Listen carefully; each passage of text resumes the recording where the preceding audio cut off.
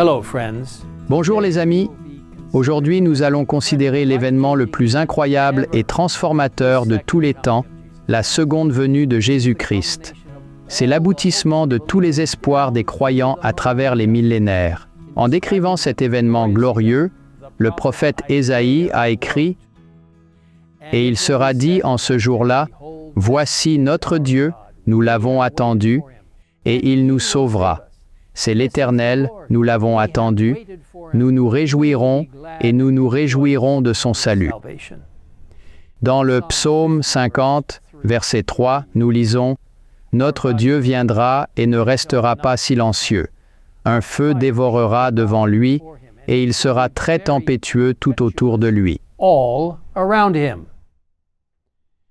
Alors qu'il était sur terre, Jésus dit à ses disciples, « Je vais vous préparer une place, et si je vais vous préparer une place, je reviendrai et vous recevrez auprès de moi, afin que là où je suis, vous y soyez aussi. » Il répète cette promesse avec urgence dans l'Apocalypse, chapitre 22, en disant au verset 7, « Voici, je viens bientôt. Heureux celui qui garde les paroles de la prophétie de ce livre. » Au verset 12, « Et voici, je viens bientôt, et ma récompense est avec moi, pour rendre à chacun selon son œuvre. » Et enfin, au verset 20, « Certainement, je viens bientôt. » Et pourtant, à quelle vitesse est rapide? De notre point de vue humain, surtout dans le monde d'Instagram d'aujourd'hui, tout ce qui est moins que instantané est lent. Les adventistes prêchent la seconde venue du Christ depuis 180 ans, ce qui peut sembler une éternité pour certains. Découragés, certains ont perdu leur sentiment d'urgence quant à la seconde venue du Christ, qui devrait imprégner chaque aspect de la vie adventiste du 7e jour. Cela ne devrait cependant pas nous surprendre.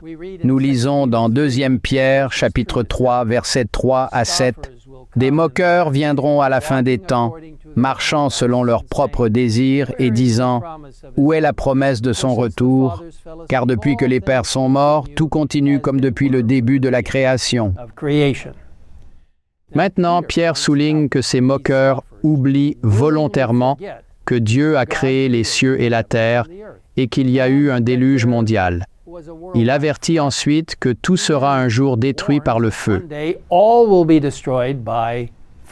Le passage continue en donnant des instructions importantes et des encouragements à ceux qui croient. Bien-aimés, n'oubliez pas cette chose, qu'avec le Seigneur, un jour est comme 1000 ans et 1000 ans comme un jour. Le Seigneur n'est pas lent à tenir sa promesse, comme certains le considèrent comme de la lenteur, mais il est patient envers nous, ne voulant pas que quiconque périsse, mais que tous parviennent à la repentance. Vous voyez, le passage nous exhorte, puisque la terre et toutes les choses qui s'y trouvent seront détruites,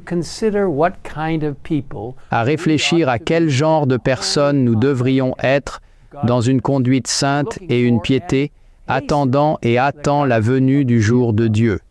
Par conséquent, bien-aimés, en attendant ces choses, efforcez-vous d'être trouvés par lui dans la paix, sans tache et irréprochable. Quel appel nous avons! Rester proche du Seigneur et lui permettre de nous guider alors que nous avançons avec impatience vers sa venue. Le livre des Hébreux nous encourage. Ne rejetez pas votre confiance, qui a une grande récompense, car vous avez besoin de persévérance, afin qu'après avoir fait la volonté de Dieu, vous receviez la promesse. Encore un peu de temps, et celui qui vient viendra, et il ne tardera pas. Le juste vivra par la foi, mais s'il se retire, mon âme ne prend pas plaisir en lui. Mais nous ne sommes pas de ceux qui se retirent pour la perdition, mais de ceux qui croient pour le salut de l'âme.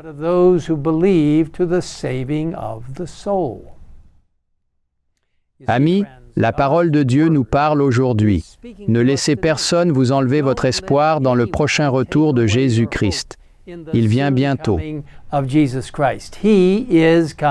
Notre 25e croyance fondamentale des adventistes du 7e jour déclare « La seconde venue du Christ est l'espérance bénie de l'Église, le grand point culminant de l'Évangile. La venue du Sauveur sera littérale, personnelle, visible et mondiale. Lorsqu'il reviendra, les justes morts seront ressuscités et, avec les justes vivants, seront glorifiés et emmenés au ciel, mais les impies mourront. L'accomplissement presque complet de la plupart des lignes de prophétie, ainsi que l'état actuel du monde, indique que la venue du Christ est proche.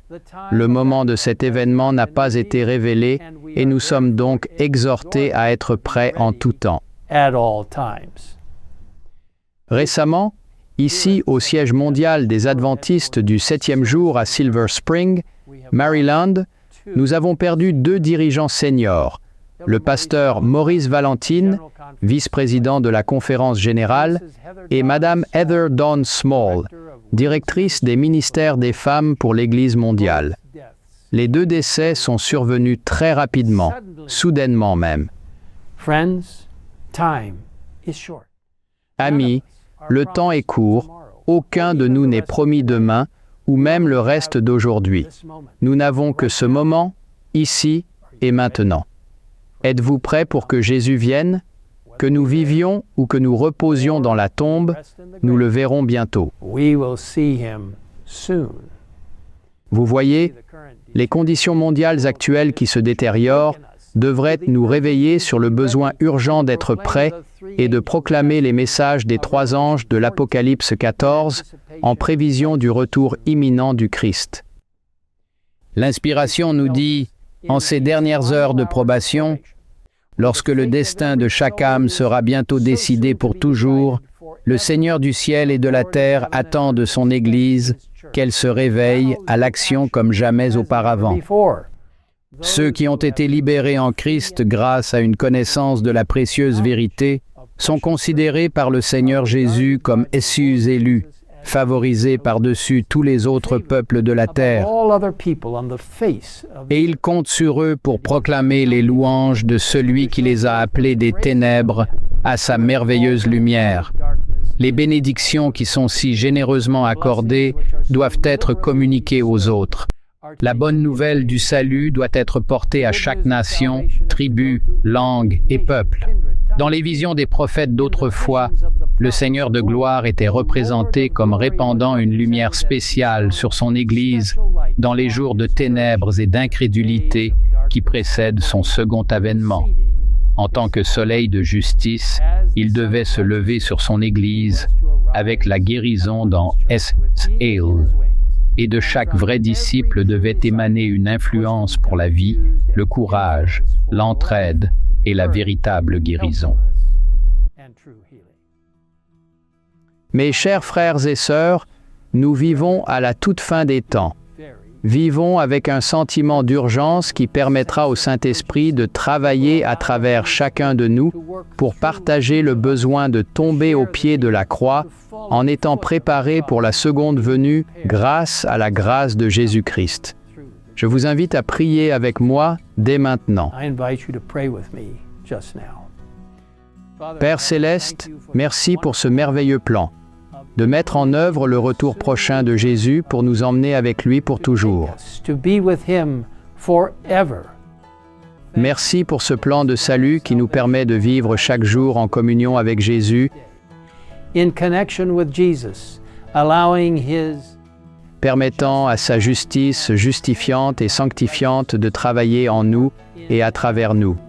Maintenant, Seigneur, nous te demandons ta bénédiction alors que nous nous préparons à ton retour imminent et nous te remercions de nous avoir entendus dans cette prière et pour la merveilleuse promesse de vie éternelle avec toi. Tout cela, nous te le demandons au nom de notre puissant Sauveur et Roi à venir, Jésus-Christ. Amen. Amen.